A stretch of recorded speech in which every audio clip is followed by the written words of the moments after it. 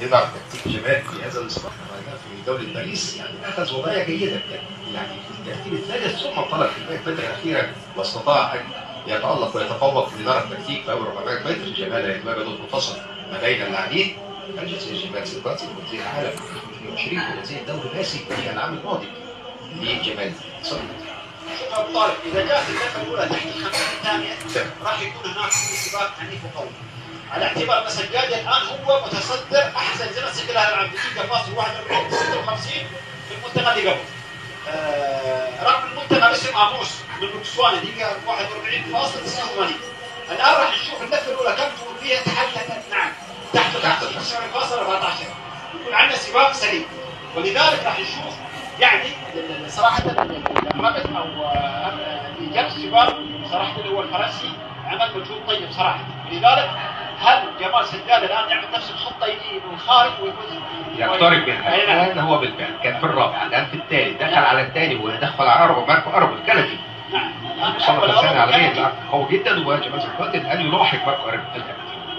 نعم شوف الان هو دائما جمال سجاد ياتي من الخارج بالضبط، وهذه ميزه طيبه بالنسبه للاعب ولذلك حتى يتحاشى من المشاكل من التزاحم من الاخر.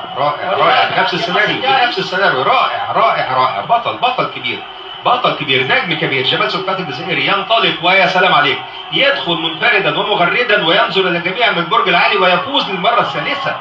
يؤكد انه الافضل، يؤكد انه الاقوى، يؤكد انه استعداد رائع لدور باريس الاولمبيه القادمه. هذا اللاعب المتالق الجزائري كما فعل في ستوكهولم كما فعل في باريس، هو اليوم ايضا يفعل مع لاعبين اقوياء، مع لاعبين يمثلون النخبه. وبالتالي جمال سجاد ننتظر منه مشيئه الله ذهبيه اولمبيه مشيئه الله متوقعه كابتن وحيد من هذا النادي. ان شاء الله فتح. شوف الان سجل رقم وطني جديد بالنسبه للجزائر دقيقه فاصل 41.56. احنا نتكلم فنيا. سجل حط برقم اللي سجلها قبل كم من يوم ايام في دوري احسن زمن هذا العام دقيقه فاصل 56. سجل دقيقه 41.56 يعني. وسجل ايضا رقم المنتخب اللي حطه برقم اموس اللي كان مسجل باسم اموس من يعني 2019 قبل 6 سنوات او 7 سنوات. ولذلك شوف يعني بقول لك جمال سجاد اذا ياتي من الخارج ويتفادى المشاكل ويتفادى التزاحم، وهذه خطه صراحه يعني مميزه بالنسبه للاعداء الجزائريين. كما ذكرني اظن نور الدين مرسلي نفس الخطه يمشي عليها، ايضا تهجير مخلوف يمشي عليها يعني على نفس الخطه.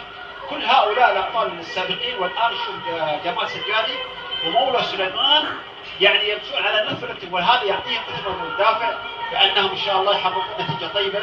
والجزائر ايضا يعني معروفه في على المستوى الاوروبي والمستوى العالمي لانهم سواء كان من السيدات او من الرجال.